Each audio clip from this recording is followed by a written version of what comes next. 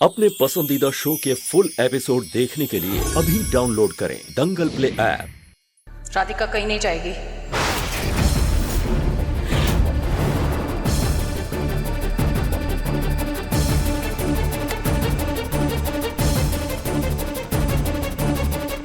राधिका, अब वक्त आ गया है। सच छुपाने की कोई जरूरत नहीं है। सबको सच बता दो।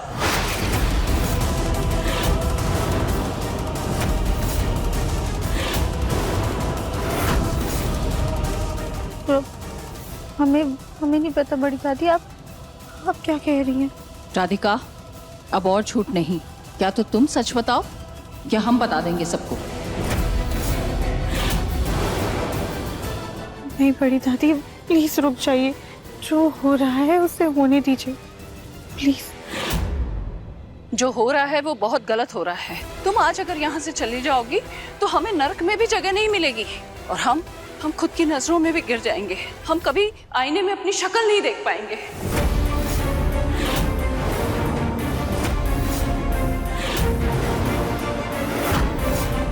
बुआ जी, साफ साफ बताइए आखिर बात क्या है? हाँ जीजी, हुआ क्या है जो आप ऐसी बात कर रही हैं? जग्गू, प्रभा, राधिका ने आज तक जो भी गलतियां की वो इसलिए की कि वो हमारा मान सम्मान बचाना चाहती थी।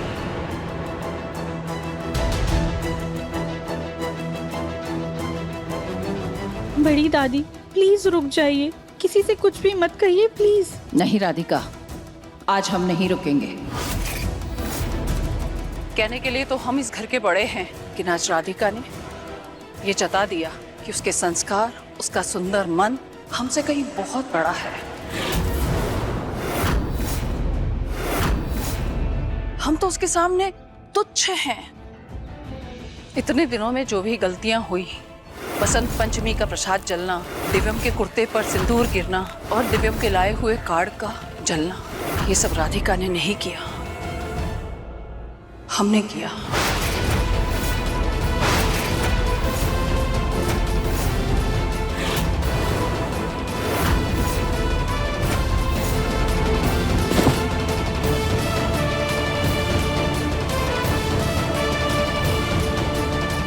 सीरियसली राधिका?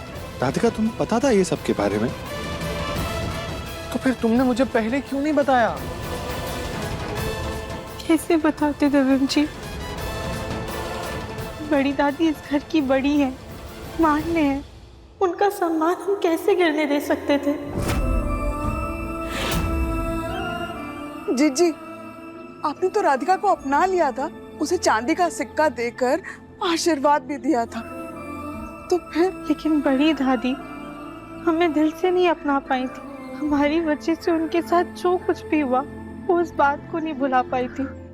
वो हमें इस घर की बहू, दिव्यम जी की पत्नी के काबिल नहीं समझती थी और इसमें उनका कोई कसूर नहीं है। वो तो इतने बरसों से कली भाभी को इस घर की बहू के काबिल समझती थी और अचानक से हम बीच में आ गए तो अपनी धारणा नहीं बदल पाई।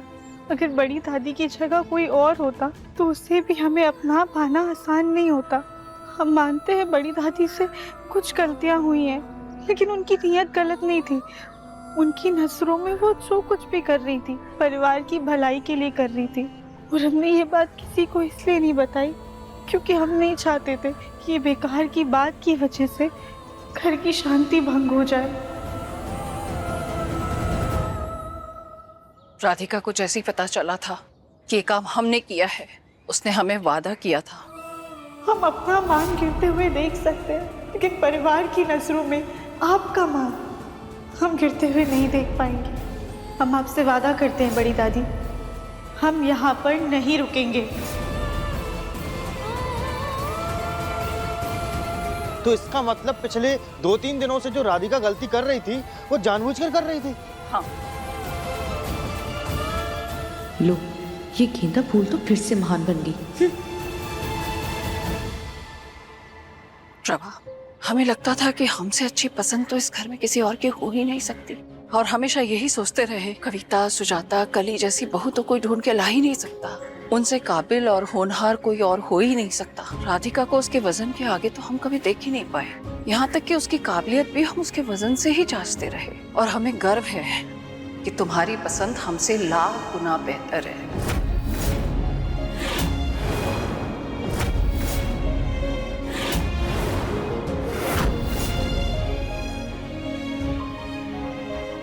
आज अगर हम दिया लेकर ढूंढने भी जाते ना, तो भी जिंदगी भर दिव्यम के लिए राधिका जैसी बहू नहीं ला सकते थे।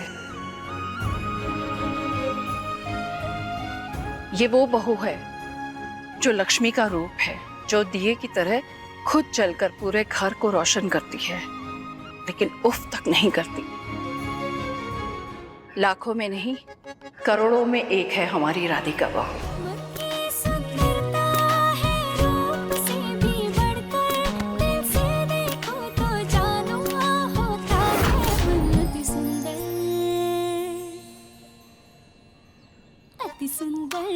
अति सुंदर होता है मन, अति सुंदर, अति सुंदर, अति सुंदर होता है मन, अति सुंदर। वैसे तो हम इस लायक नहीं कि हम तुमसे माफी मांग सके। हमने बहुत गुनाह किए हैं, फिर भी हो सके तो हमें माफ कर देना बेटा। नहीं नहीं बड़ी दादी, आप ये क्या कर रही हैं? बड़ों के हाथ सिर्फ आशीर्वाद के लिए उठने चाहिए, माफी के लिए नहीं। हमारा आशीर्वाद हमेशा तुम्हारे साथ है बेटा। बड़ी दादी, इस बार पक्का वाला आशीर्वाद है ना? मतलब कोई मिलावट तो नहीं है ना? नहीं गोलू, इस बार पक्का वाला आशीर्वाद है। इस बार हम पूरे दिल से राधिका को अपनी बहू मानकर आशीर्वाद दे रहे हैं।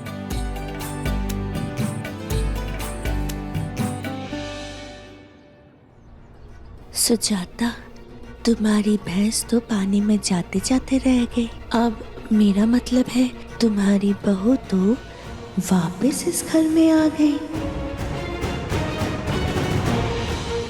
दिल के अरमा आंसुओं में बह गए। मतलब इस गोल मुखी के कदम घर से बाहर जाते जाते अंदर ही रह गई।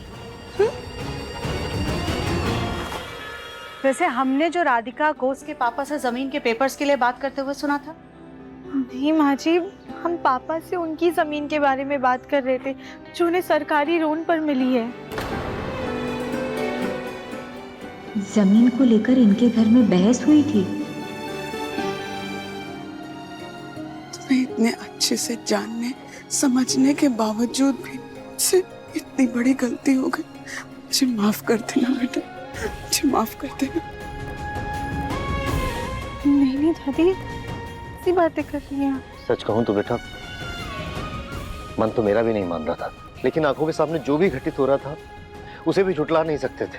मन कह रहा था कि तुम ऐसा कर ही नहीं सकती, लेकिन दिमाग को सिर्फ सबूत दिखाई दे रहे थे। माफ कर देना बेटा।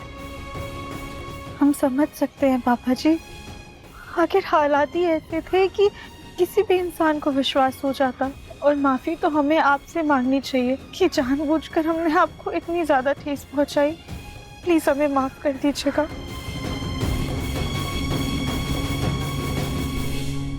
मुझे तो लग ही रहा था कि दाल में कुछ काला है। हाँ, अब तू ज्यादा स्मार्ट मत बन। गोलू भैया, जब मैंने ब्रीफकेस खोला था तब मैंने देखे थे उसमें प्रॉपर्टी के पेपर्स, तभी मुझे पता चल गया था जो पेपर्स गायब हुए थे वो इम्पोर्टेंट थे ही नहीं, क्योंकि उस पे साइन ही नहीं थी किसी की। वो पेपर से कोई कुछ नहीं कर सकता। असली काम के पेपर्स जो थे वो तो ब्रीफकेस में ही पड़े हुए थे, साइन वाले।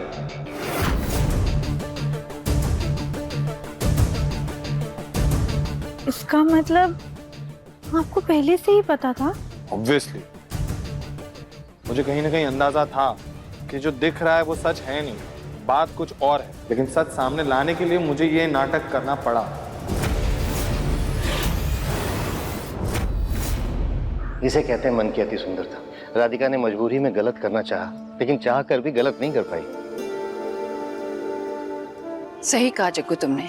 हमारी राधिका का मन तो बिल्कुल साफ और पवित्र है, और हम तो इससे जितनी भी माफी मांगे वो कम है। कविता सुजाता भी तुमसे माफी मांगेंगी।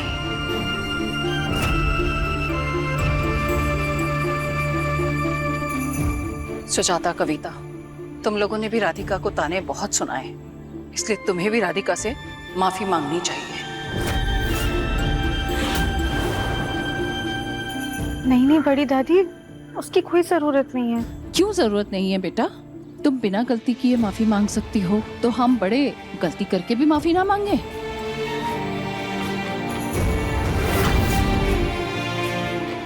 लेकिन उससे पहले हमें तुम दोनों से भी माफी मांगनी है। हमने तुम दोनों का भी दिल दुखाया है। मुझे नहीं। चलो राधिका से माफी मांगो तुम दोनों। राधिका, जाने अनजाने में हमने तुमसे जो कुछ भी कहा उसके लिए हमें माफ कर दो। मुझे माफ कर दो राधिका बहू। हम आप दोनों को सिर्फ एक शर्त पर माफ करेंगे।